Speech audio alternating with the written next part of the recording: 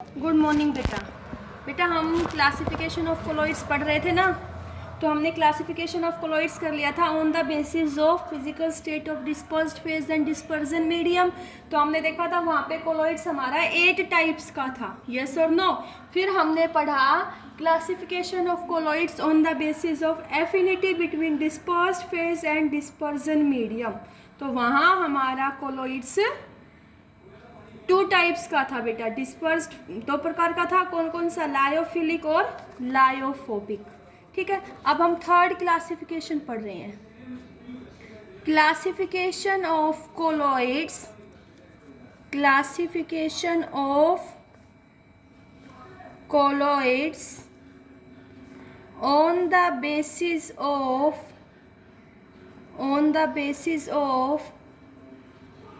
particle size of dispersed phase, कि dispersed phase के particle size के बेसिस पे कोलॉइड्स हमारे कितने टाइप्स के होंगे। देन बेटा our colloids is of 3 types. Multi molecular, second is macromolecular, and third is associated colloids. These are our types of colloids on the basis of particle size. Then we can say that on the basis of particle size, colloids is of 3 types: multimolecular, macromolecular और associated colloid. सबसे पहले हम पढ़ेंगे multimolecular colloid। ठीक है, तो ये क्या होगा बेटा? Multi means many, means number में ज़्यादा, साइज छोटा।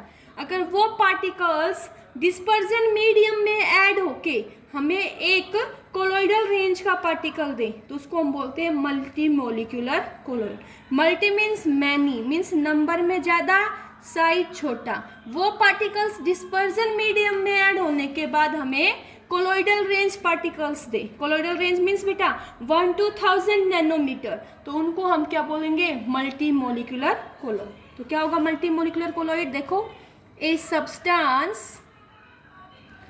Substance dissolved in a suitable dispersion medium, then there is large number of small size atom। Small size atom है तो whose size is less than 1 nanometer associate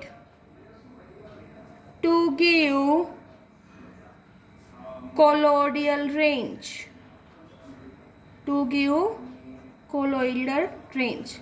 then it is known as multimolecular colloid. उनको हम क्या बोलेंगे बेटा? मल्टीमोलिकुलर colloid. Example क्या हो जाएंगे बेटा? Silver sol, gold sol, sulphur sol. Okay, तो ये हमने क्या पढ़ा? मल्टीमोलिकुलर कोलॉइड। सेकंड अब हम पढ़ेंगे मैक्रोमोलिकुलर। मैक्रो मीन्स जो बेटा साइज में बड़े तो नंबर में कम होंगे, मीन्स साइज बड़ा होगा इनका, किससे? कोलॉइडल रेंज से, मीन्स ग्रेटर देन 1000 नैनोमीटर। अगर वो कोलॉइडल रेंज में आएंगे तो उनको हम क्या बोलेंगे? Macromolecular colloid. क्या? when a substance whose molecule are of very large size when dissolved in dispersion medium when dissolved in dispersion medium, then they exhibit colloidal range. तो उनको हम क्या बोलेंगे? Macromolecular colloid.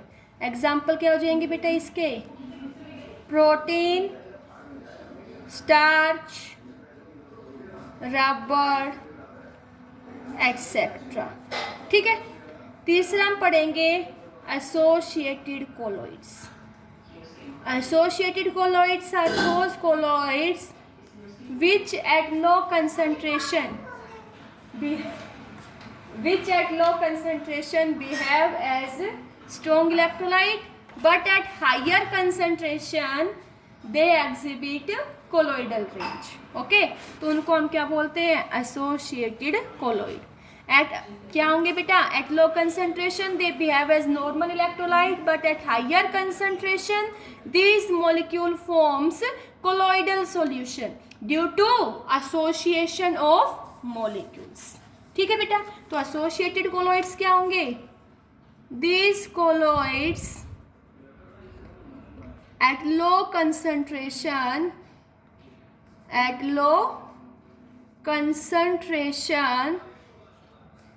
behave as strong electrolyte, but at higher concentration they form colloidal solution due to किसकी वजह से बेटा? association of molecules. तो उनको हम क्या बोलते हैं? associated colloids. बेटा एसोसिएटेड कोलॉइड्स कौन बनाते हैं? Soap and detergent. तो एसोसिएटेड कोलॉइड्स ऑफ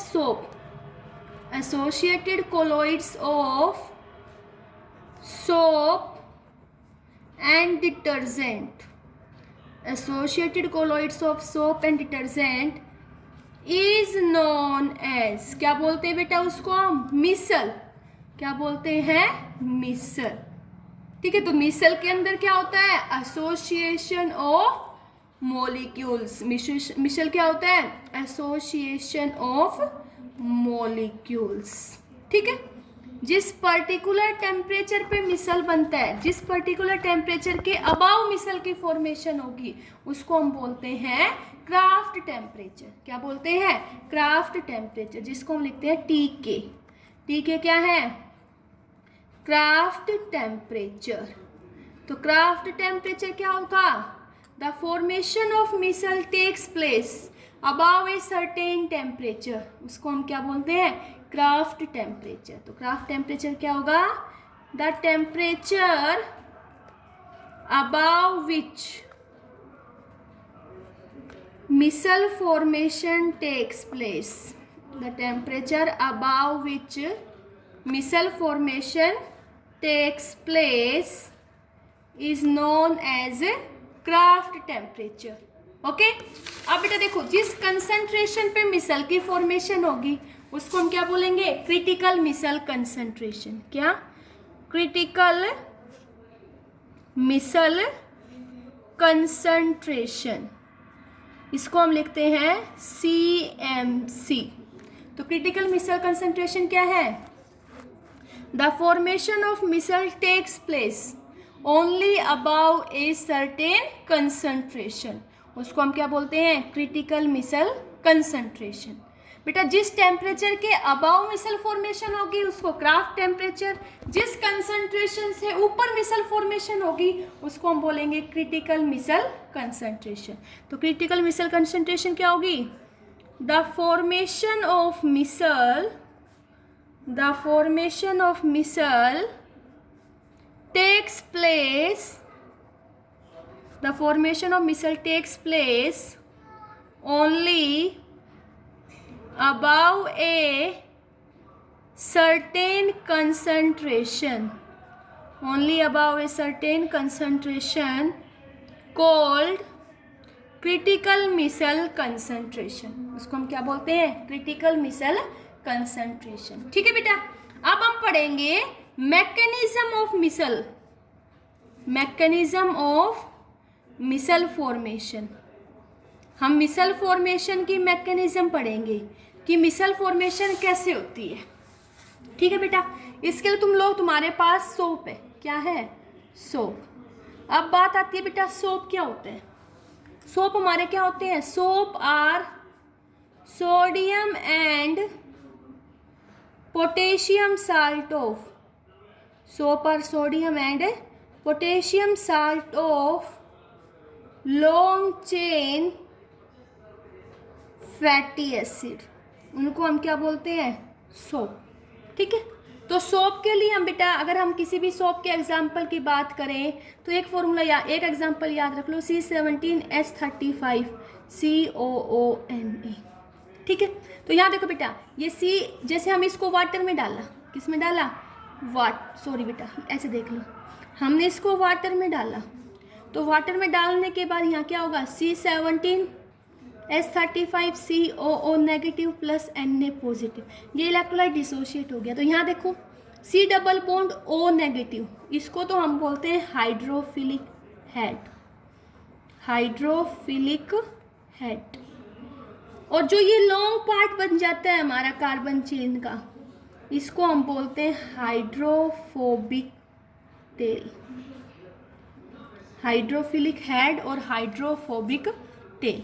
ठीक है, जैसे मैंने कोई एग्जांपल लिया, ये तो मैंने तुम्हें एक जनरल सोप का मॉलिक्यूल लेकर एग्जांपल करवाया, तुम ऐसे मानो जैसे मैंने तुम्हें कहा RC double bond O negative, तो ये हमारा क्या हो गया? ये हाइड्रोफिलिक हेड हो गया, और ये R ग्रुप क्या हो गया? Hydrophobic tell. क्या हो गया? Hydrophobic tell. ठीक है बेटा, अब देखो, अब हमें ये पता चल गया सोप के अंदर हाइड्रोफिलिक हेड होगा और हाइड्रोफोबिक टेल होगा। ठीक है, अब हमने इस सोप को वाटर में ऐड किया, in aqueous solution of soap. ठीक है, इस सोप को हमने वाटर में ऐड किया, तो देखो क्या होगा? At low concentration, at low concentration, किसकी लो कंसंट्रेशन? सोप की। तो क्या होगा बेटा? देखो, ये हमने क्या लिया? वाटर, यस और नो, और वाटर में हमने सोप को ऐड किया, तो लो कंसंट्रेशन पे क्या होगा? यहाँ वाटर है बेटा, लो कंसंट्रेशन पे क्या होगा? Hydrophilic head is into the water and hydrophobic tell is away from the water. At low concentration hydrophilic head जो होगा बेटा, it will present at the surface of water, and hydrophobic tell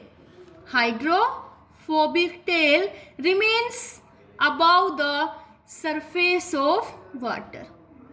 hydrophilic head तो कहाँ होगा? Soap पानी के अंदर होगा, और हाइड्रोफोबिक टेल क्या होगी? About the water. देखो फिर से बता दी मैंने क्या कहा? एट लो कंसंट्रेशन, क्या कहा? At low concentration, low concentration पे देखो बेटा, ये डायग्राम अपना माइंड में रखना, यहाँ पे पानी था, तो हाइड्रोफिलिक हेड तो कहाँ होगा?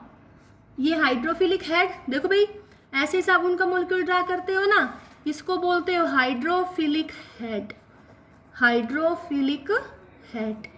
और ये तुम्हारा क्या है? ये तुम्हारी हाइड्रोफोबिक टेल, हाइड्रोफोबिक टेल। तो at low concentration, low concentration पे क्या होगा बेटा? हाइड्रोफोबिक टेल, हाइड्रोफोबिक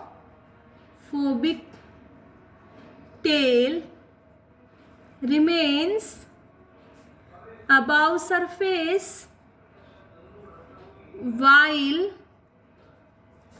polar या फिर हाइड्रोफिलिक हेड, पोलर या hydrophilic head remains inside the water, remains inside the water।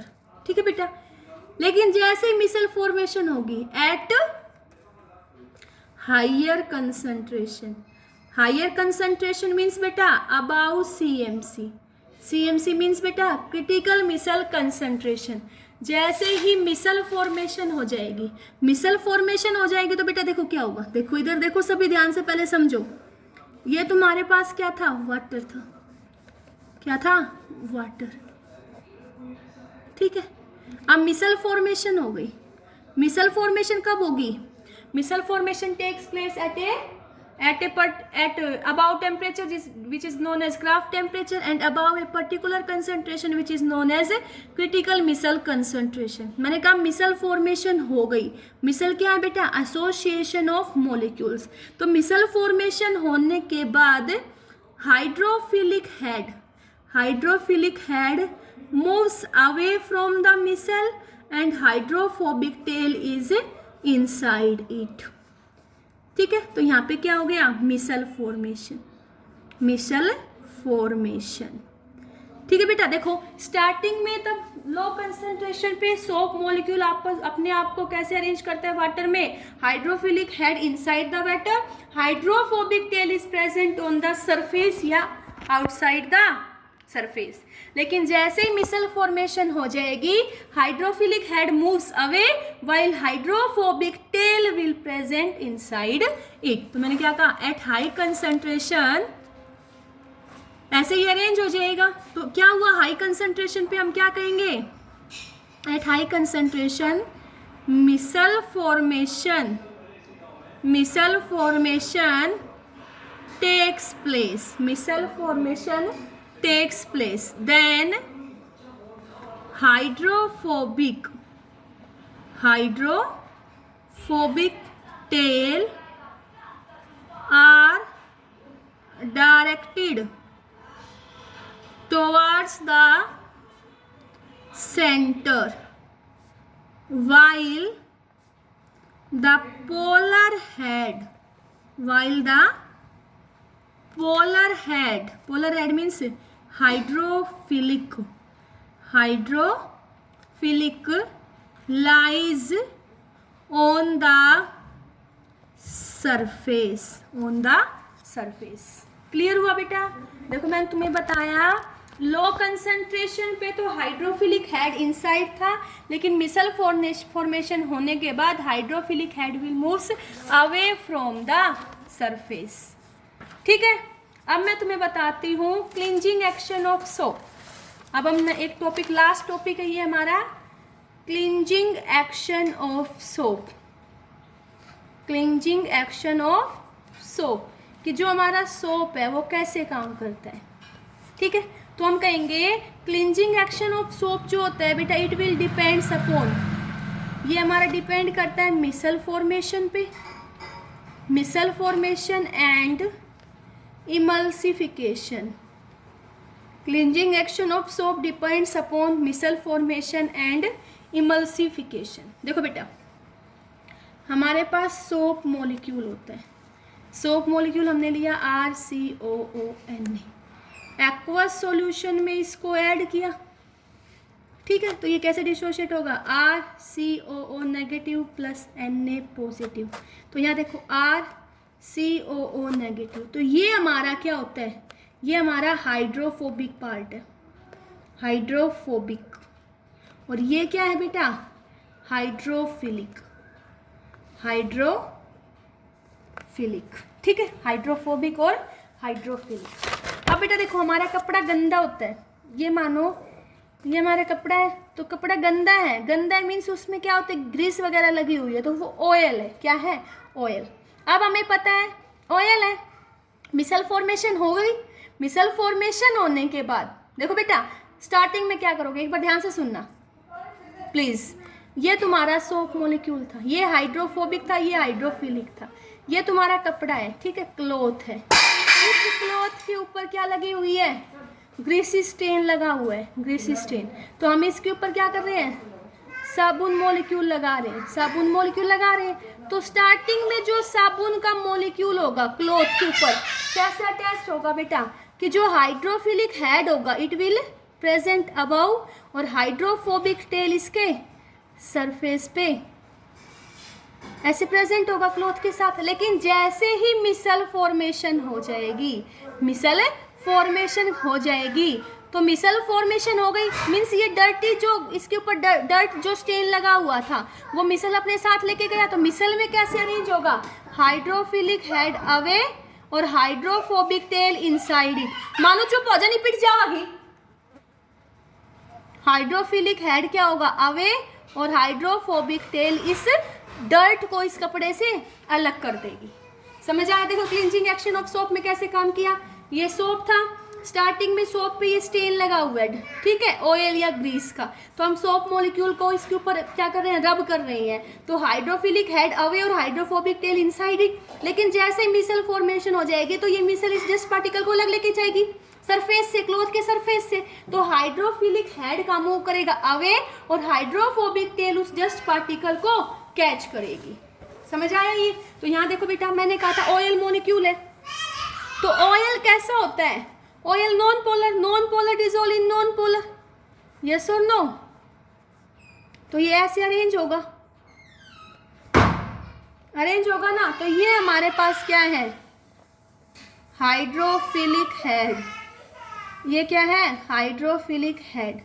और ये क्या है, हाइड्रोफोबिक टेल, हाइड्रोफोबिक टेल। तो देखो बेटा, हमें पता है like dissolves like, like dissolves like. तो जो ऑयल है, ऑयल किस में डिसॉल्व होगा, हाइड्रोफोबिक टेल में, ठीक है। अब हम एक्सेस वाटर डाल देंगे तो हाइड्रोफिलिक पार्ट जो होगा गोज अलोंग विद वाटर, और उसके साथ हाइड्रोफिलिक, हमने देखो बेटा स्टार्टिंग में लाइक डिसॉल्व्स लाइक, ऑयल कैसा है, नॉन पोलर, तो हाइड्रोफोबिक टेल इसको क्या करेगी, सराउंड करेगी। लेकिन जैसे ही हम एक्सेस वाटर डाल देंगे तो hydrophilic head will move away along with water, लेकिन हाइड्रोफोबिक टेल उससे अटैच्ड है। तो हमने क्या देखा कि hydrophilic head moves with water and oil has been dissolved in it. तो इस वे में मिसल फॉर्मेशन हो जाएगी और जो डस्ट है या जो ऑयल है वो हमारे कपड़े से अलग हो जाता है, and it will based upon micelle formation and emulsification of soap. Thank you.